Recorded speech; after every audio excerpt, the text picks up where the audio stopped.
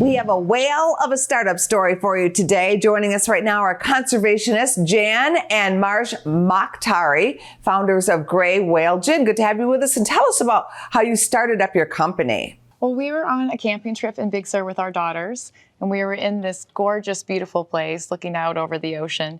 And we had one of those conversations that you only have when you're away from your 9-to-5 job and your chores at home. And we said, what are we doing with our lives? When we look back, we both had, maybe successful careers in business, but were we using this time on our planet to make a positive impact and doing something that really made our daughters proud? And, I think that inspiration point, a lot of business entrepreneurs will either have it in the shower or, like Jan said, we were away from our 9-to-5s. And that inspiration point kind of pushed us to the point of, well, how are we going to do this? And we ended up selling our house to start Gray Whale.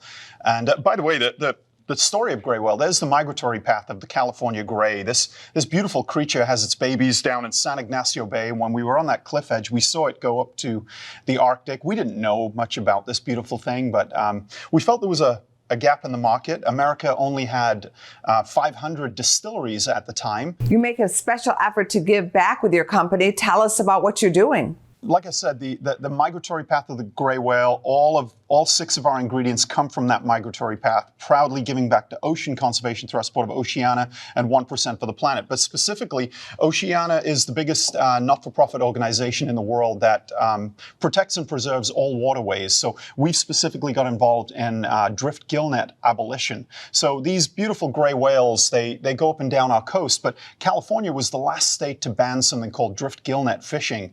And we lobbied our former governor, and in collaboration with our not-for-profit partner, we were able to raise the $2 million that bought back those fishing nets from our fishermen and gave them more sustainable gear, actually making legislative change in our very short 4 years in existence. What's your secret to working successfully together as a married couple? And I don't know how we get along okay in business, but we do. So it seems to work. Yeah, I would say stay in your lane, but then also be a cheerleader for that person. That's and a good way absolutely. There's been so many creative calls that in the end Marsh has made, and the same thing with distilling. Sometimes it's me that sometimes makes that flavor call, but that's all about supporting each other. And I will add that there's a familiarity and there's no ego. I don't feel the need to fall on my sword for whatever decision. If Jan feels strongly the other way, it's part of being married. You're always compromising with each other. Married people understand what I'm talking about.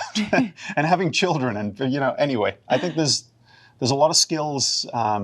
If you have a successful marriage, I think you can successfully transition into a business. Thank you so much. We wish you the best.